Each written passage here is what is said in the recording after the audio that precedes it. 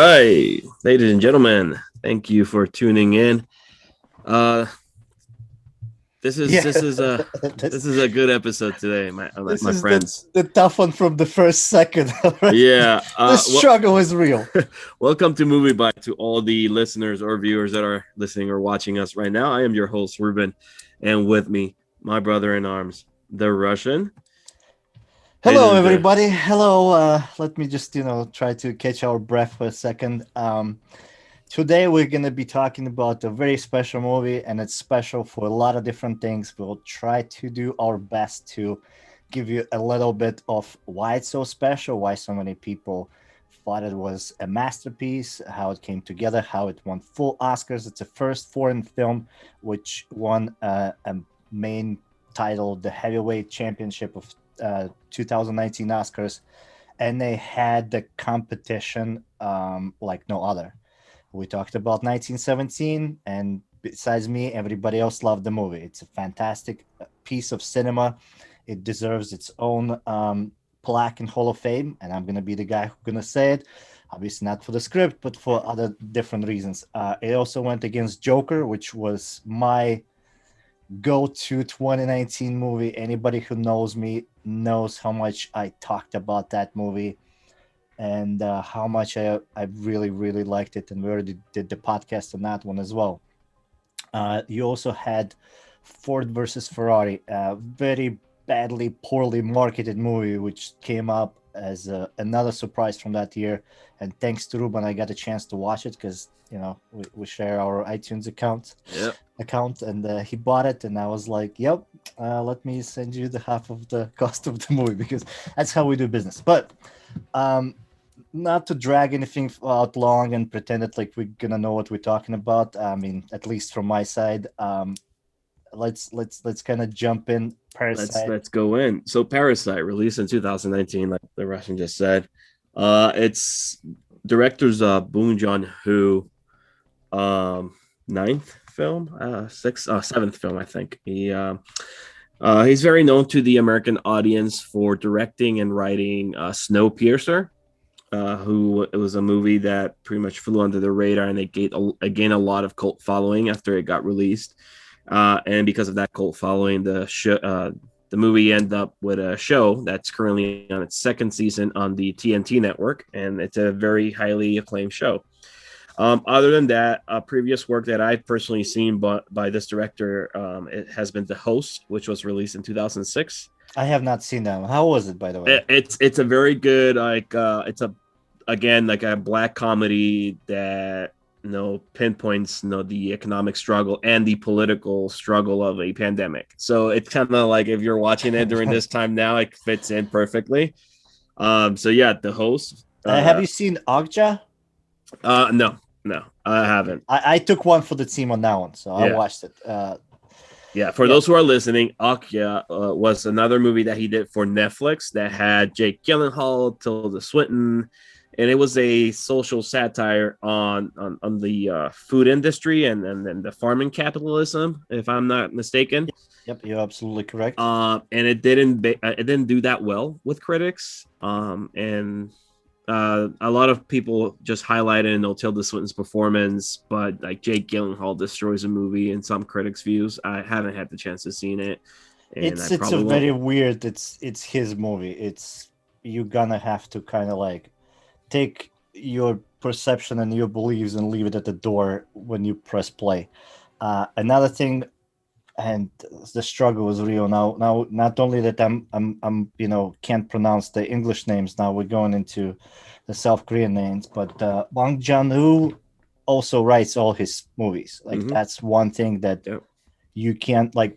Obviously, Quentin Tarantino would be my next go-to.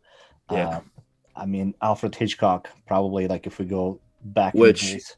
Hitchcock is a huge influence in most of Bong Joon-ho's films, and he pays heavy influence in this movie that we're going to talk about, Parasite.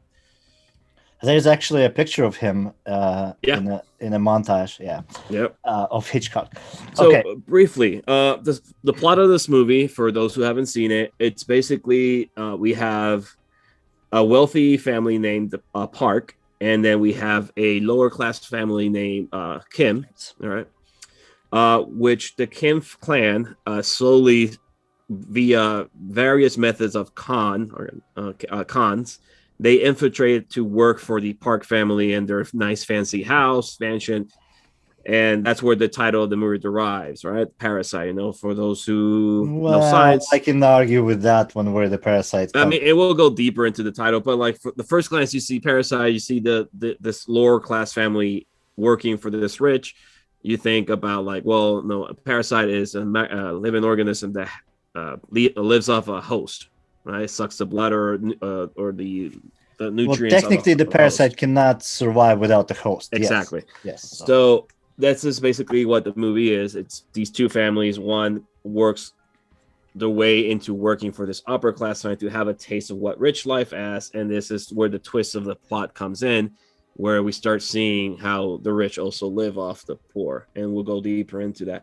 So first glance, before like my main purpose of this today is to show you why this movie was a award winner, not just for best international film, but also best picture of the year in 2019, beating the likes, like we mentioned earlier, of 1917, Joker, which were two of most heavily favorited at that point. And then there were other movies that never stood a chance, like Ford versus Ferrari, for example. Little Women.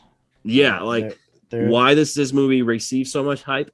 We're gonna go into that. I actually did a lot of research. I'm gonna talk big yes. of All right. why I'm this gonna movie, relax, drink water, yeah, and enjoy.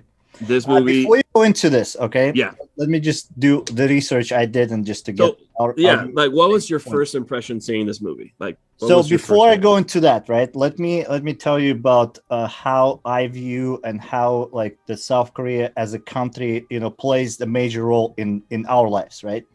Right here, if you guys can see it, Samsung shirt, South We are Korea. no way sponsored by Samsung, but We're no yes. way sponsored by it, but I thought like that's a good way to bring it up. Mhm. The country which has 52 million population, it's the size of Indiana. It's definitely like not the largest country in the world, but the impact that this country created on not only on the culture but on the technical aspects of our day to day lives is just magnificent, right? And we're looking at the country where like went through a lot of wars, and I don't want to like point out every single conflict that they had, but they are really in a not geographically, you know, I don't want to say like jealous spot, but like geographically, they would not gonna be like my go-to place to live. Obviously, you have North Korea, and then they had a lot of conflicts with Japan, and just across the sea, you got China. Don't hold me accountable if it's across the sea, but I know there's water out there. But anyway, a lot of conflicts, a lot of poverty, a lot of things that did not go well for them, right? And another thing that I've actually found out myself searching for this movie is that in 1997, the country actually went bankrupt. And in order for the country to get out of debt, they had the citizens themselves came and brought their jewelry, and they brought their like gold, and they melted it all and they sold it on the market. That's when the one of the biggest collapses of gold prices went down, uh, to get it out, just to show you that this.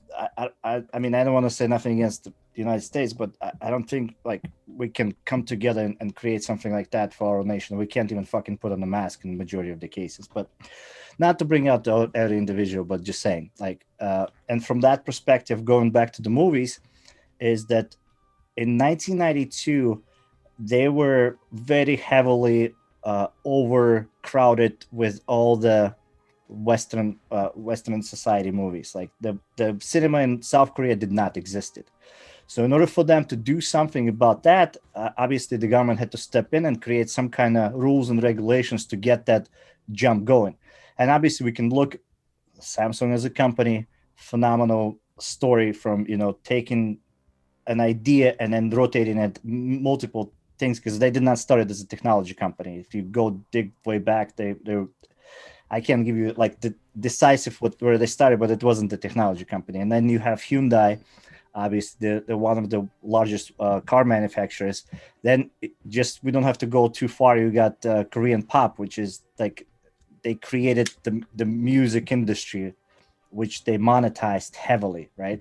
Mhm. And everything we're talking about, they have this kind of, and I don't want to say like they kind of take what works in other places and they kind of twist it around to their ability to produce it and appeal it to a lot of people. And it's not only in South Korea; they get it out to the world. And in 2019, one of those movies reached this epilogue. It reached the Everest of you know. All the nominations and us talking about it, people who love movies, that nobody gonna tell you that that movie sucked. Like there's not one part about that movie which sucked. Like that's the beauty of it, that if you want to look at the perfectly designed crafted movie, and a Parasite is it. But in order to get there, the government had to step in, and then late in the early 90s, first what they did is that they had, for every movie theater, in order for them to have the license, they had to play a South Korean movie for 146 days. And that lasted till 1999, where that was cut in half. So now 73 days out of the year, a single movie theater had to play some kind of South Korean movie. So right, and they also pushed all the if you had some kind of heavy hitter like Titanic coming in, they would release the South Korean movie and push that Western release uh, on a later date. They would not put the South Korean movie against the heavy blockbuster. So that also gave people, like, the chance to go to see the South Korean movie. And obviously, with a lot of these directors, that's how you started kind of like getting into the movie theaters. A lot of people started watching it. The money started coming back. In the beginning, companies like Samsung, Hyundai, they also gave money for cinema to survive, to kind of get that started and get that lift. So to me, it's like extremely interesting how this push, it just kept going up. And if you see like the movies we talked about, and there's a lot of like the one I saw, The Devil You Told Me to Watch, it's an incredible movie, incredible director. Mother, there's so many different directors in South Korea who we can like take as an inspiration to where they are now. So to me, the this is not the movie which happened overnight. This has been well-oiled machine which led to these results. And that's how sometimes you have to look at these things. It's not just going to come overnight. As you mentioned, seven directional works, seven scripts, and finally this guy nails it out of the park. And the stuff that he nails out of the park, it's beyond my reach. Like I can tell you what I like, what I dislike, but again, if we talk about the in-depth layers of this movie, yeah, i'm I'm gonna let you carry this one. So uh yeah, what do you think, where do you start? How would you like get somebody excited about this movie, and why would somebody want to go and see it? Because one thing about this movie is it's subtitled. Okay, Yep. for people who did not know, now you know. There's no dubbed version as of we have in this conversation, and I hope there never will be. And we I go agree with you. into Yeah. into that. And I don't think, and I'm again not trying to throw any grenades out there, but for American audience, having a subtitled movie is not the first choice. Like, You're absolutely right. It's hard, because it's films are artwork, all right? And most of the time you need to see an artwork in its original form. Dubbing a movie that's filmed in a foreign language, personally for me, you're losing the essence of that, because these actors recorded those scenes in their native language, right? And the passion is there. When you're dubbing a movie into a different language, it's not the same, because it's something done after the film is completed, right? And it's done in it's ADR, gonna right? get lost in translation, Exactly, right. So yes, especially for this movie. I hope this movie never gets a dub version. Okay, it's an artwork just how it is. In fact, like it's not like the director has done English movies. He did Snowpiercer, he did Akya, and they're both English. He can film in English, but Right. I think the way that like this movie, like again, you mentioned like the South Korea cinema. I think it's very important for them that this is a piece of history for that country. You know, like this movie just made history with being the first foreign film to win the biggest award in the Academy of the Academy. Period. Right? How would I sell this to someone that has never seen it? Right? Right. What's your pitch, boss? Like what? My pitch is if you are into a movie that has different genres and it's a social satire, right? This is the movie for you, right? The best way I can describe it is think about this is a movie about a poor family that just wants to live they want to know how the rich live and how everything can go wrong for them at that point. That's another way to describe it.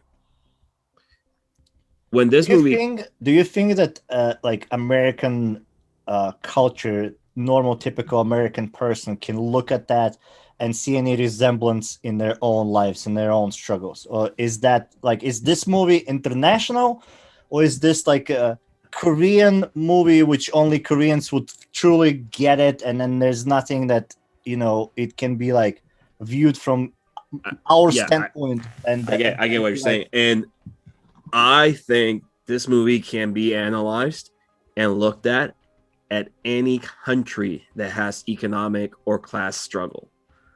which is at every country. Exactly. Period. Like, Right. yes, it's in South Korea because it's a South Korean director, but Right. this movie can easily be Right. in fact, If we take away that it's geopolitical location, Yeah. their Look. economy, could this work in Latvia? Could this work Absolutely. in Puerto Rico? Could Yeah. this story work? Yeah, absolutely. Right? It would. And like speaking of which, like this movie, no, it got the hype it got, and it got the award. And after it won Best Picture, it started to trend more, right? Most cases, look, I'm for one, like every time I see an Academy Award and the Oscars, right, and I see the best foreign picture win, I was like, kudos. I don't look for it. Can you name another? Can you name another movie which won international Oscar? I mean, international movie which won an Oscar. No, I mean I've seen movies that have been nominated. One of them is The Hunt with Mads Nicholson. Yeah. Yeah, but I that's probably the only one I can think of right now Right. because I actually enjoyed that movie. Right. But I just don't care. Exactly. I mean, what made me like watch this movie, and again, I watched it before the Academy Awards were announced, right, and the winners, because it was receiving already hype. You know, it was right. Everybody was talking about it, and for me personally, when I see something that trending, I need to see it for myself to see why. All right.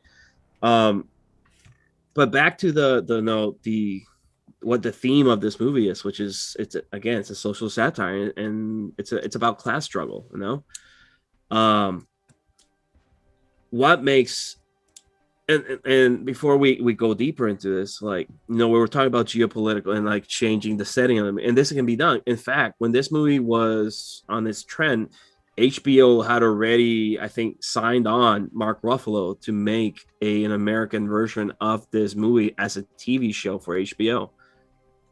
Is it still green lighted, or is it? It's in pre-production. I haven't seen anything else from that point on, but HBO got the rights to turn this into a limited series, most likely, but set in the United States with Mark Ruffalo starring. But I don't.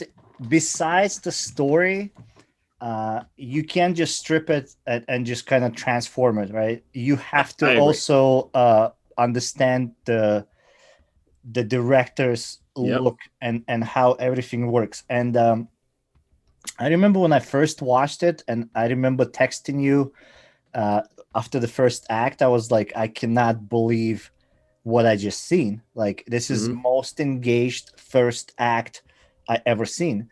To me, that was more exciting, and I was sitting at the edge of my seat.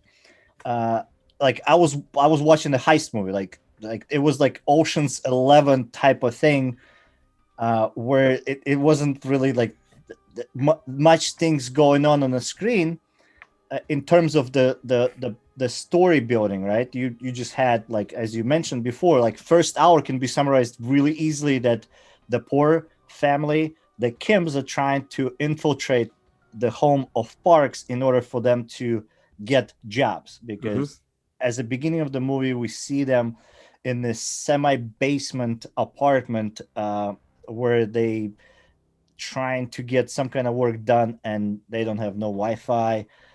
You see a silver medal there, which Mm-hmm. means they're not really winners, because you don't win Yeah. silver, you lose the gold, right? Yeah. And they not portrayed it in this very developed economically way. I don't want to say that they're poor, but they are pretty poor. Like they're shown like They they struggle. are. One thing that reminded me of that scene, that whole scenario, is the TV show Shameless. Right. You know, Yeah, you because we can. have a lower class. They're not like the poorest out there, but you can see the struggle, right? Right, and they weasel their way into Exactly, right. getting into some kind of But this is leg and, up. and this is what Bong Joon Ho is famous to do in his movie. Like his genre is black comedy, right?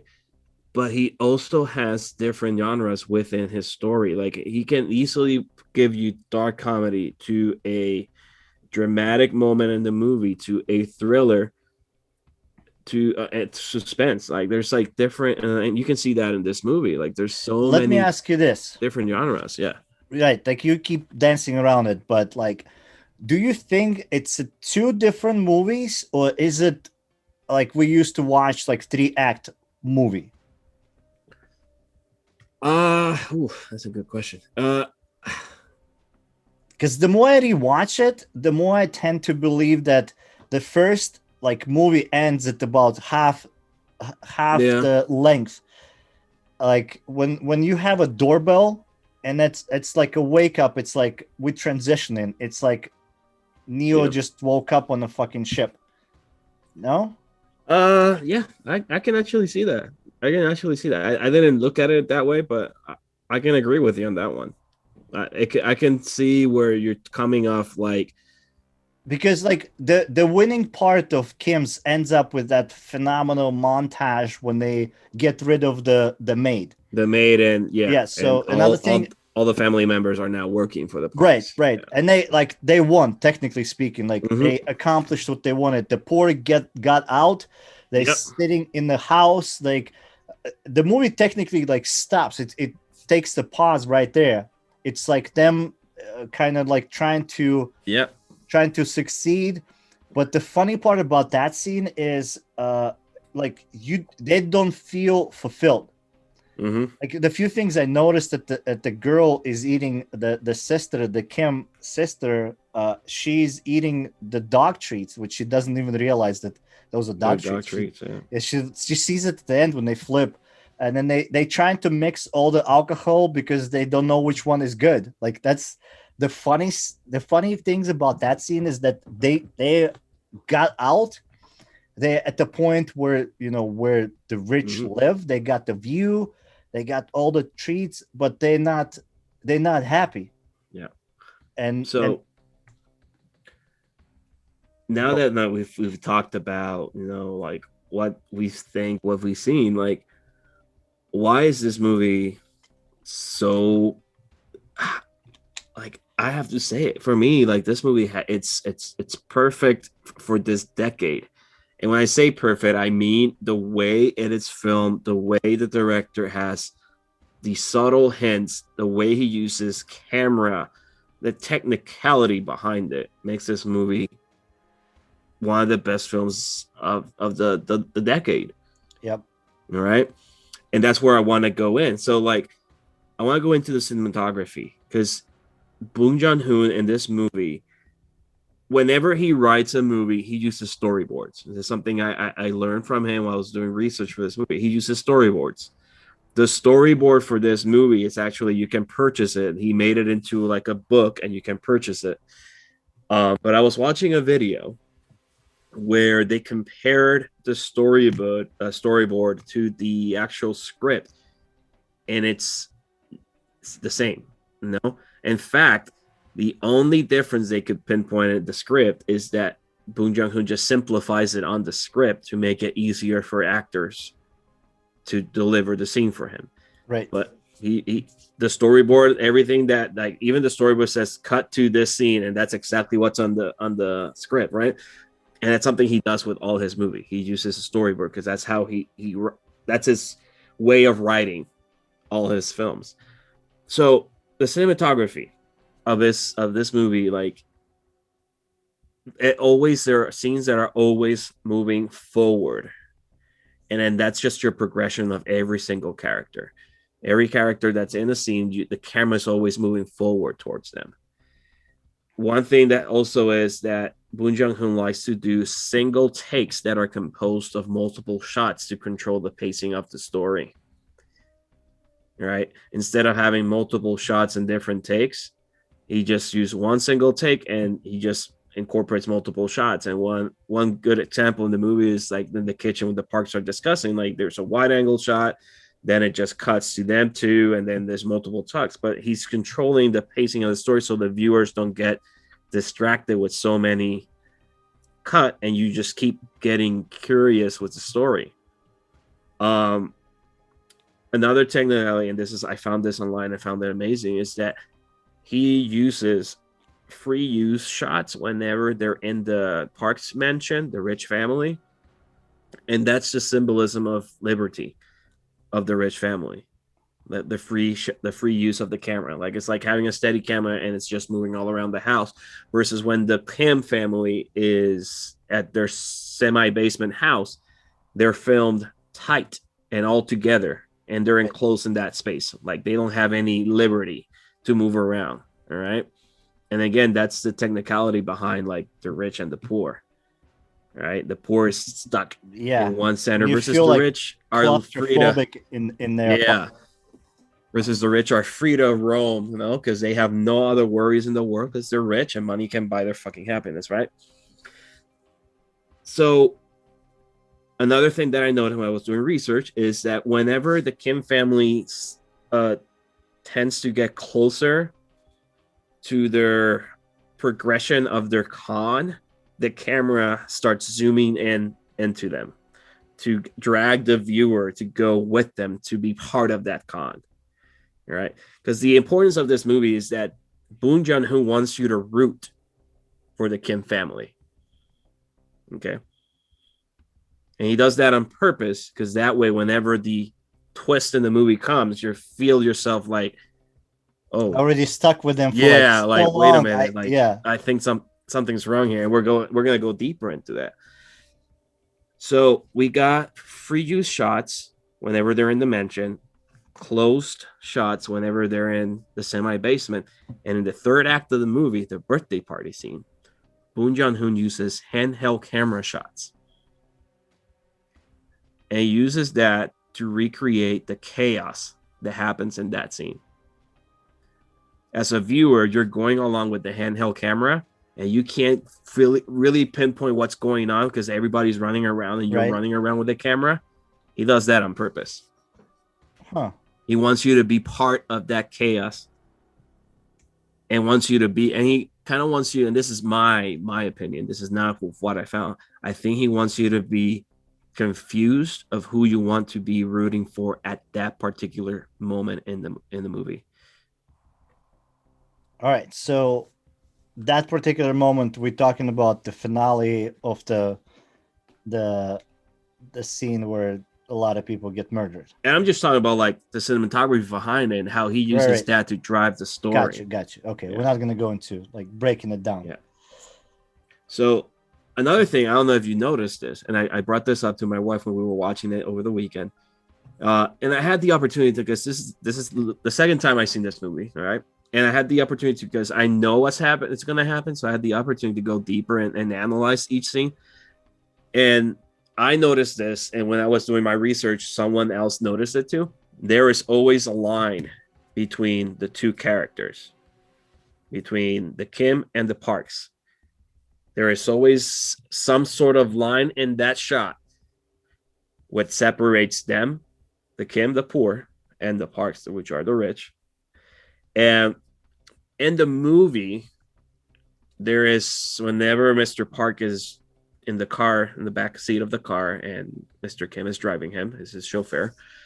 He goes like, I don't like when people cross the line. All right. Right. And that's the line that it's always in the movie. The Kims are always side to that line. They're almost crossing it, but they never do. Okay. And again, Until that's the the end. line that separates the rich from the poor. And the reason why Mr. Park doesn't want people to cross the line because he wants to be separate from the outside world. He doesn't want anyone from the outside world stepping into his own world. And that's Right. another metaphor of the rich. Like they live in their own separate world and they don't care about. Well, that's when we're bringing Yeah. in the parasites. Mm-hmm. You see, they are just as parasitic as everybody else in that setting, right? Because the parks need Kims, or they needed the maid in order for their leisure time or for their existence Mm-hmm. to survive, right? And the thing here is like that's what Bong Joon Ho wanted to do, is like he wanted to make the movie named Parasites, plural, not just Parasite. So Mm-hmm. that way it would be a lot more like there's not really like you don't know who you're rooting for, you don't know who you're cheering for, and there's no really bad guys here, right? No. Like that's the thing. The movie of this caliber, usually when you have a villain, you everybody can name the villain, right? There's no real antagonist. Like like who is the bad guy here, right? Because if you say, well, the parks are bad guys because they're rich, like you already crossing that line, you know. You can't say somebody is bad because they're on different social class, or you Yeah. can't say that the Kims are bad or Kims are good, because there's not that defined line there, right? Because all the things that they do is either to survive, which more goes to Kim family, and more to the maid and her husband, who is now locked in the basement because the debt collectors are trying to get to him, and it's been 4 years and he cannot still get out because obviously in South Korea, if you Mm-hmm. owe money, you gotta either pay up or go to the bunker, metaphorically speaking, Yep. literally in this movie. But that's the thing about this script and this film, that I don't know who to cheer for. Like there's no right or wrong, and everybody takes something from each family, and at the end you have all the families broken, right? Well, one technically does not exist anymore, but you got technically two people taken from the Kim's family, Mm-hmm. and then you have the Parks family. You know for a fact the dad is gone, right? They pretty much state that, from my understanding. The The Parks, the main yeah. guy, it doesn't. They don't show it, or they I don't mean, it specify it, just but shows that somebody else moved into the apartment, right, right, the house. Yeah, the house. But yeah, the but house. but I would assume that he's also gone. Uh, Yeah, I but guess but something. anyway, Yeah. there are losses on every single part of kind of the conflict Mm-hmm. oriented teams, groups, families, whatever you want to call it. And at the end, there's no resolution, and Yeah. there's no happy ending. And if And that's again, and this is why another reason why this movie went one. So I already discussed the cinematography, right, which the editing editing here is superb. Like if and yeah. if you want to know how to perfectly edit movies and shots, this is the movie to study. Like as I mentioned, that there's a that scene that well, actually there's a collage of scenes. I can't recall how many exactly, but it's a 3 minute montage where it starts off with them trying to get rid of the maid, Mm-hmm. and how every single scene in that montage represents something. You either see the some kind of action which drives the story, or you see the dialogue which drives the story, and it's combined under this symphony, this classical music, Yeah. and it's gorgeous. It's And just And it's so funny because Parasite was nominated for Best Film Editing that year, and Ford versus Ferrari beat them. And it's look, and not I'm not taking anything bad about Ford versus Ferrari because that's a great film, Yeah, but I don't know what the Academy was thinking I don't because know. the editing in this movie It's just top notch. it's top notch. No, um, And let's just go into like the scene creation and the like the yeah, world building, right? that's exactly what I was going into. The architecture of this movie, Right, right? The visual, the production designing, and other right. and And professional terms. and that was set on a script on I believe it was like a page Yeah, one or page two, yeah. Both houses in the movie, the Kim's sub basement and the mansion of the Parks, was built. They were built from scratch for the movie right? on a sound studio. Um, And the idea behind here, correct me if I'm wrong, mhm. was to give you the distance and give you the elevation. Yes. The usage of stairs in this movie Hmm. is kind of like, yeah, they are walking a lot, I and they're got it in my going notes. both directions. They either going up Yep. or they going down. Mainly they going down. Yep. It's always and they either going down down that bunker, or they going down towards their apartment. And I'm glad you brought it up because I got a note for it right here. All right, Elevation. hit us. Elevation. Elevation in this movie is described to always show, like you just mentioned, the difference between the upper class and the lower class. Right. And the mansion scenes and the Park's household, they are always going up somewhere, right? Most of the scenes, they Yep. are walking Going up up the the stairs. stairs, Yep. going up the stairs. Yep. They're going up the hill to go their house. So elevation is the rich live up high, Right. and the poor, the lower class, lives low. To go low, you need to go down this and the descent. Yep. Yep. The sun is used in this movie as well, very timely. The mansion scenes are always all in sunlight, for the exception of the night where it starts raining, Okay. right? And that's the night where all the Kim household stays overnight at the mansion, right? Right. Right. Right. So that's the start right there of in my opinion, a confusion of them thinking that they do fit in the upper class when in reality they don't. And And that's, that's I why mean, maybe the that's rain all is fit. used. Yeah. Right. And it's Yep. like there's a three kind of like knocks on the door for Mm-hmm. them to wake up. Because the following scene, it's the birthday party scene, right? The setting, and it's a sunny day, perfect sun, right? And the In the parks are house. like, Yes. let's Yes. let's Yes. Yes. let's throw a party, right? Because it's a perfect day, and that's the moment when the Kims realized they got out of the house after the whole fiasco of finding out that there was another host, another parasite in the sub Right. basement of But that this own house parasite lives under. It lives in a bunker. So under that's the yeah right. yeah So the Kim started their journey in a mm-hmm, kind of semi basement yeah type of level where they still see the sun, even though like they are very close to being underground. And then the yeah host, another parasite who does live in a Park's house, is the original maid's husband who's been there for 4 years, and that's mm-hmm. the bottom. Like that's the That's when you social. literally hit rock bottom. That's like Yeah. metaphorically speaking and literally Mm-hmm. speaking. And another thing that they use in the movie, that the son, the Kim's boy, he always says that metaphorically, like he implies that through the movie multiple times. Yeah. And I till this day I don't know what he means, but I mean we can just kind of guess. But in this scenario, yes, the ground zero is right there at that Mm-hmm. bunker. If you there's no sun.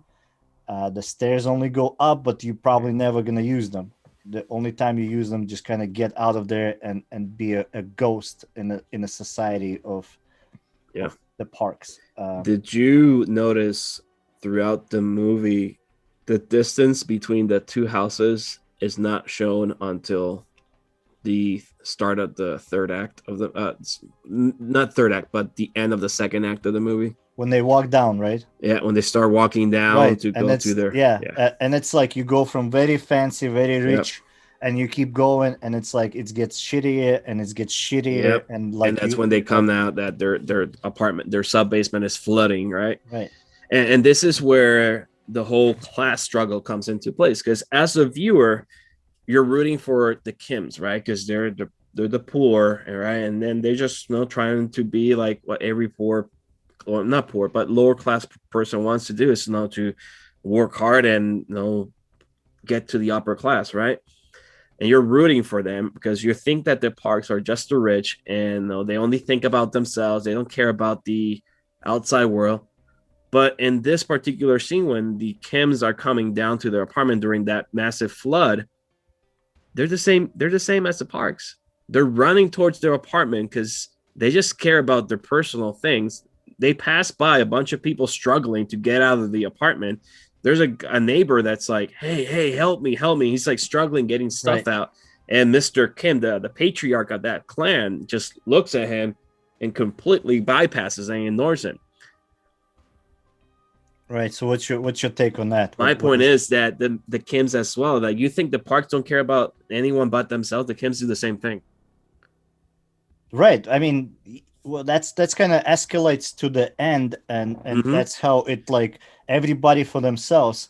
And that like that's the thing that they show like when the two social bottom feeders collide, obviously they're gonna throw each other under the bus. That's when our kind of the first uh, the first dilemma of the movie comes to play is when at first the previous maid is trying to reason with the Kims to say, hey, listen, let me just keep my husband here in this bunker. I'll give you some money. You just feed him twice a week. Oh wait, just feed him once a week. Just like, and they keep using that. I mean, that's typical for South Korea, where you call a person, like if it's a female, and you call her sister, or in this case they call like sis, or the brother. From my understanding, even like the girlfriend type of. In America or in English, it's like your girlfriend boyfriend, but there, like a girlfriend can call her boyfriend like an older brother, and I don't know, it's like weird, but like that's what kind of I've read. That's that, and it's when the Parks girl calls Kim's boy, like it's actually it is a translation of she doesn't call him Kevin because that's what the name they were given to him, but The it's the name like American name. right, but she actually calls him in South Korean, and that's kind of Mm-hmm. translates to the older brother. Yeah. Obviously, it would not fly on Western countries because it's different. But again, each culture has their own little things. But back to my original train of thought is that the previous maid is begging the new kind of not the owner of the house, but the new maid, which is the Miss Kim, is like, hey sis, can you just? And she's like, I'm not your sis, I'm Mm-hmm. not. I have nothing to do with you. And yet they're the same. It's like the roles were reversed a day ago, Mm-hmm. right? And how quickly people just like take things for granted, no matter which class you come from. As soon as you get to that status or whatever, you take that plateau for granted, and whoever is beneath you, it does not matter anymore, right? And that's what it's shown in here. So you can't root for them from that perspective, like we keep trying to find Mm-hmm. out who are we rooting in this movie, but you really you're not. Yeah.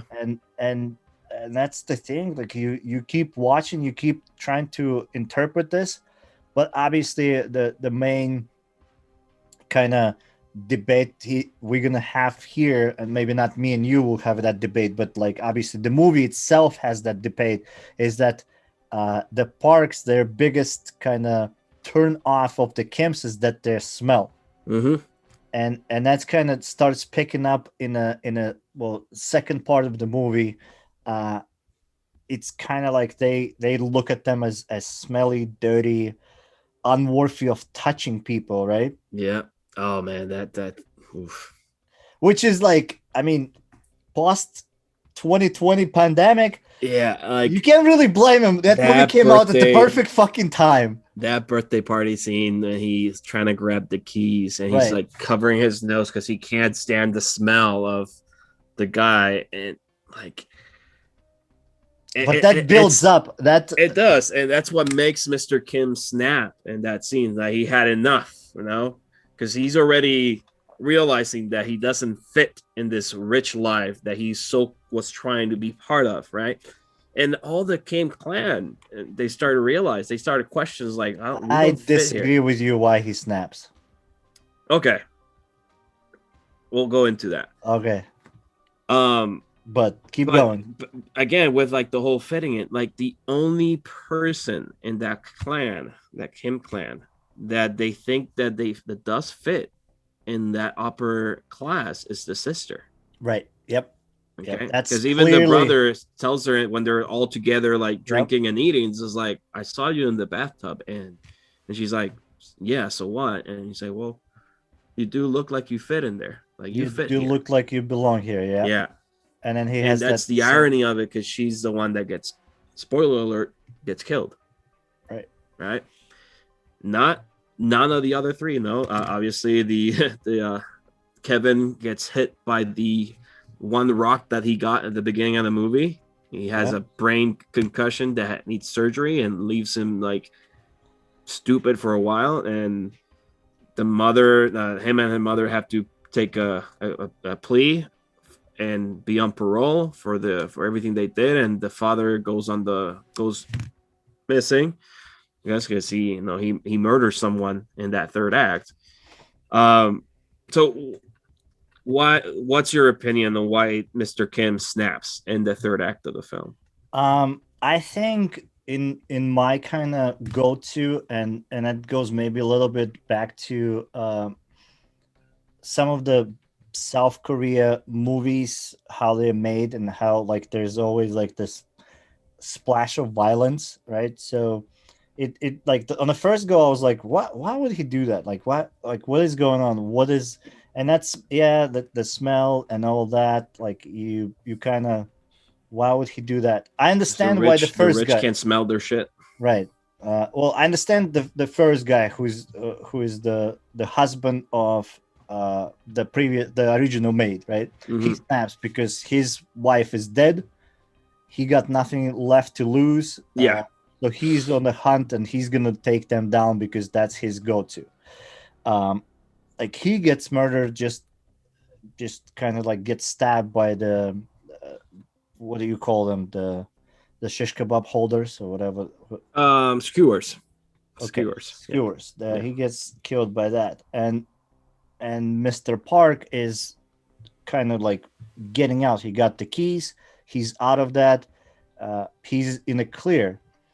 But that would have been not enough. That would not have the conclusion, right? That would not have that final stabbing, metaphorically and literally, moment. So that brings me back to when Mr. Kim says that I have a plan. Don't worry, kids, I have a plan, right? And that goes before. Well, that goes when they leaving the place, when they going down them stairs, when they go into the freaking the shithole, the metaphorical hell, right? So they're going down their stairs, and the kids are like, "Dad, like, what are we gonna do? Like, what's the situation?" And he says, "Don't worry, I have a plan." Right? And then Kevin or the boy asks his dad while they are in the shelter, is like, "So, Dad, what is the plan?" And he looks at him and says, "There's no fucking plan. The best plan is not to have the plan." Because if I don't have a plan, and he says something like in the lines that when you don't have a plan and you take somebody's life, it does not fucking matter because you never planned it, right? If you rob somebody and you did not have the plan, it doesn't matter. Nothing matters if you did not have the plan and it happened. So to me, that kind of like, and I hate that word, foreshadowing, is implemented right there, that he did not have this plan. It was a spontaneous just go to and murder this guy because he could. And it's one of those rare moments where you can get away with just because he fucking could. and the right the um his initial reaction of he did it was like kind of give up, run away, and then he climbs into this bunker.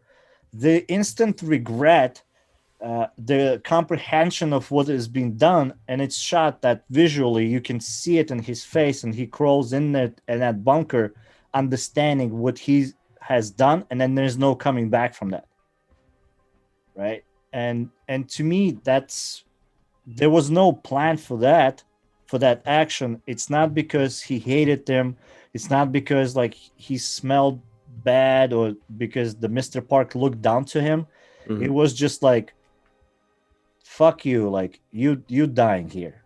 It was just because he could. I mean, that's just my take on that.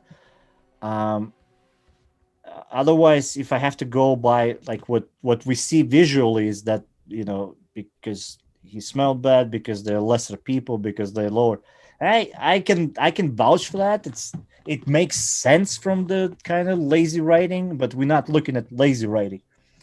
Again, to me, that would have been better idea, and kind of like it was done because it was a spontaneous decision on Mr. Kim's behalf, and Okay. that was it wasn't planned. It was like no plan, just done, boom, and he takes the life. So I don't know. Maybe again, I never said that I'm gonna be right about this one, but uh, that's that's how I justify the final in my eyes, because everything else until that part is beautiful, but that last massacre scene is it's very strange.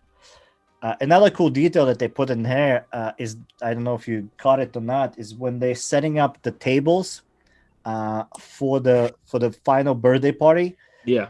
The mom, the Miss Kim, actually asks I'm sorry, Miss Park asked Miss Kim to set it up as a like there was Japanese admiral or general. Yeah. They had like a battle, Hmm. and they wanted to set up the tables in the shape of that That military. formation. Yeah. Right, yes, Yeah. which is kind of like wow, like Hmm. that little detail. We about to have a fucking massacre right here. Let's set up the tables as a Japanese military maneuver, or South Korean. So But we've discussed, and we've been, discussing all this time. So again, this movie, the way it is shot, the way it is edited, the production design, which is still baffles me that it did not win an Academy Award for production design that year. Once Upon a Time in Hollywood got that award. Look, I get it. It's the 1960s, but I mean, you don't need to put so much work into that. Like what Boon Joon Ho had did for this movie to use architecture to show the struggles and like the social struggles of upper and lower class. That should have been enough and for they it to used a win. lot of CGI. Yeah. Like there's you cannot tell it from the movie, but if you watch, like, I guess there's like extras somewhere, and Mhm. there's plenty of YouTube videos. Like Yeah. you usage of CGI in this movie is so subtle. It's so like unseen with your naked eye. You can, and you don't really know why they did it, but obviously that atmosphere, that the shots you talked about, the cinema Yeah. photography, the camera movement, what they needed to accomplish, how he wanted it to look, and transport the script to the backboard, and from the backboard to the screen. They needed to go that length. So that's the movie where you appreciate every little detail, and when it's done and it's so seamless that it's you can't even tell it's there. Now that's a craft. Now that's a work That's of why, art. and that's why right there, it was Best Picture of 2019, and is, in my opinion, and a lot of people agree, it's probably the best film of the decade. I say that this movie gonna keep growing in a number of followers. I think people will start watching this movie, and I think that the scariest part about this is that this story, it's not going to be over this year. It's not going to be over next year, and I think that the Yeah, it's a uh, story that will not grow old. unfortunately, I Yeah. hope it changes. I hope we can get the balance between eliminate couple stairs, maybe take down couple escalators. I'm not socialist. Listen, I'm not not even close. I tell everybody, listen, you either can go to the bakery and buy any bread you want, or you can stay in line and then buy one variation of bread. So, final thoughts on Uh this film. again, yeah, this movie is a layered piece of art. It's definitely worth a watch. Um, yeah, like my selling point, you're just gonna have to take it easy and read the subtitles, and you're probably gonna want to rewatch it again and maybe again, which Yeah. probably majority of the viewers don't want to do that. But yeah, this is when we go to for Mona Lisas of the cinema art. This is Yeah. something that I feel like it's gonna be looked after and it's gonna be broken down, and a lot of people find little details which are just like little gems. I don't want to call them Easter eggs because we don't know what we're really looking for Yeah. and how they're gonna like relate to us. But there's a lot of stuff crafted into the 2 hour movie, and yeah, it's spectacular from my point of view. Yep. And my final thoughts is this movie is it's art. Like it has to be seen in its original form. In fact, there is a black and white version of it, so I'm curious to see it in that way to see. Um, but other than that, like, don't watch this movie dubbed. You can't. Period. You can't find it dubbed anywhere. It is meant to be seen in the way it's filmed. It's meant to be heard the way it's heard. It's a movie again that we should be afraid of it Yeah, because of the topics that it brings to the screen. It's a reality that anywhere in the world is facing currently. And like you said, I mean, we live in this yeah, reality. There's no, you can't hide it, you can't shake it off. We live in this reality, me, you, and pretty much yeah, everybody else who we know, and everybody who is living in that 1%, they still live with this in this reality. And it's a movie that can be used in social study classes moving forward, like American History X is used to explain the struggles of racial culture, right? And then this movie can be used to explain the struggles of social classes. yep, It's a movie that's just going to live on there. It has left a mark in Hollywood history, and what a great mark it is. So to everyone that's listening and watching us right now, if you haven't had the chance to check this movie out, give it a shot. It's an award winner for a lot of reasons, and we just mentioned a few of them. There's plenty more out there, and this can be easily a 2 hour podcast if we go deeper into it. But we just absolutely. showed you the reasons why this movie won just not best international film, but best picture I of mean, the you just year. just think about it. This movie has 266 nominations. You take all of the besides the Oscars, there's a different awards for the in the different aspects of the world. And this movie, 266 nominations. It's actually, I'm sorry, 299 wins and 266 nominations. So that's just So what's the it's. this movie won the Palme d'Or and the Cannes Film Festival. I mean, it won a lot of things, and Yeah, and like and reasonably so. Like, I don't know if we're gonna see something like this in our lifetime. I hope so. But it's so settling, but it's so cringy at the same time. Yep. It's very scary. And the shifts in the movie are incredible. And well, hopefully you listen to this after you watch the movie. So yeah, so Probably yes, please, give this movie a shot if you haven't seen it. If you have seen it and you are listening You to shouldn't us or be watching here. us, watch it again, because everything that we just talked, you're going to see it in film. I believe you can watch this movie on Hulu right now, It is on Hulu, yes, sir. so you can watch it on Hulu. Um, and if not, it's available to rent or own in any format that you prefer. So, what movie are we going to talk next week?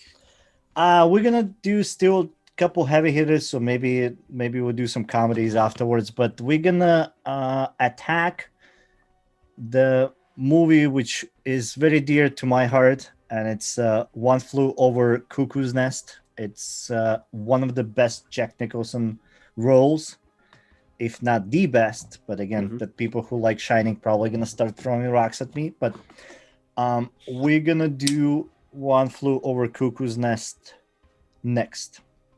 How you feel about that one? I'm excited. I love One Flew Over the Cuckoo's Nest. Actually, I just bought the book today. My mission, it's To finish it? 277 pages. My mission is to finish the book by next week. So when we Okay, so you record, can we give can us we the. can talk about that. All right, I like It's that. always been one of my book to reads on my shelf, so I'm gonna give that a shot. I've seen the movie. I'm excited to rewatch it again at a different perspective, and I agree with you.